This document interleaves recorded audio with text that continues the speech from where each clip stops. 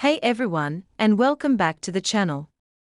This is Dr. Liu's VCE Physics, and today we are diving into the Newtonian mechanics section of the NHT 2019 physics examination. Let's learn together. I want this to be a collaborative effort, so if any teachers, parents, or classmates notice any mistakes in my explanations, your feedback is greatly appreciated.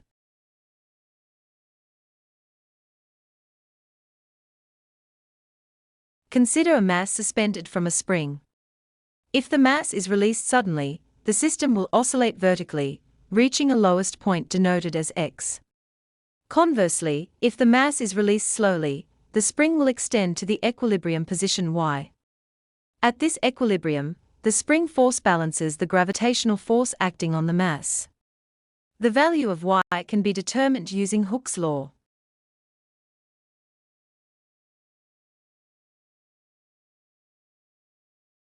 When the oscillating mass reaches its lowest point, its speed is zero. At this juncture, the gravitational potential energy has been entirely converted into elastic potential energy. The value of x can be calculated by utilizing the equations that describe gravitational and elastic potential energy.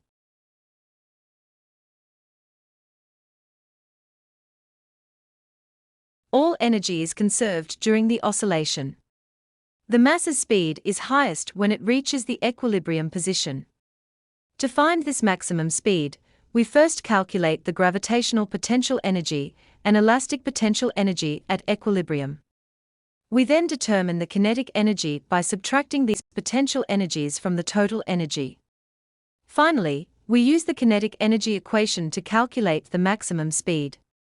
The two key pieces of knowledge here are the conservation of energy and understanding where maximum velocity occurs.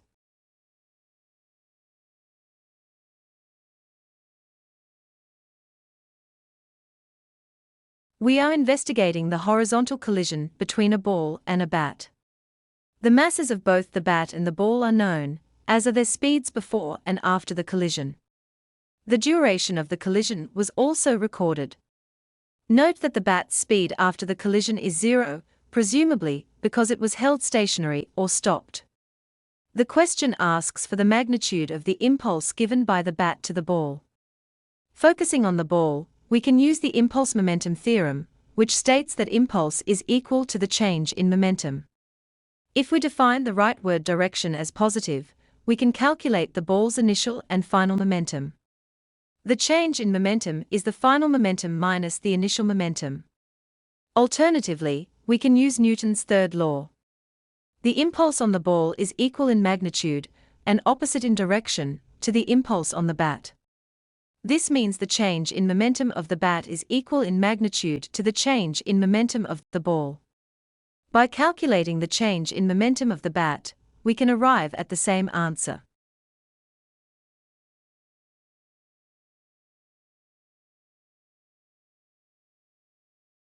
Our goal is to find the average force exerted by the bat on the ball. Since we know the contact time between the ball and bat and have already calculated the impulse in the previous step, we can use the equation of impulse related to time and force to calculate the force. Remember that the unit of force is newtons. Please express your final result with two significant figures, using scientific notation for the best clarity.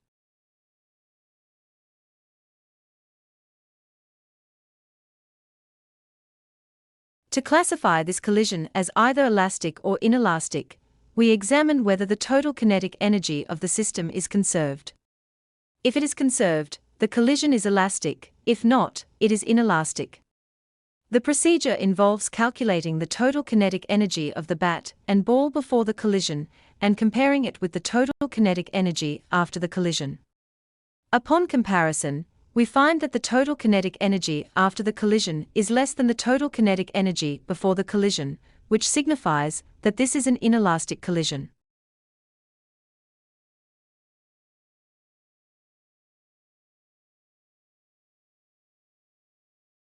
Mass A is at rest on mass B, which is on a horizontal table. We need the magnitude and direction of the force mass B exerts on mass A. This force is the normal force, Fn.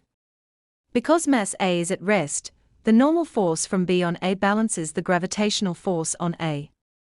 Thus, the magnitude of the force on mass A by mass B is 98 N, directed upwards, assuming the gravitational force on mass A is 98 N.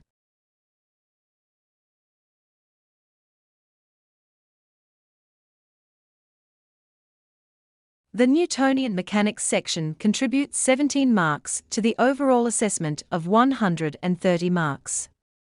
This section is made up of 3 short answer questions and does not contain any multiple choice questions, accounting for 13.1% of the total assessment.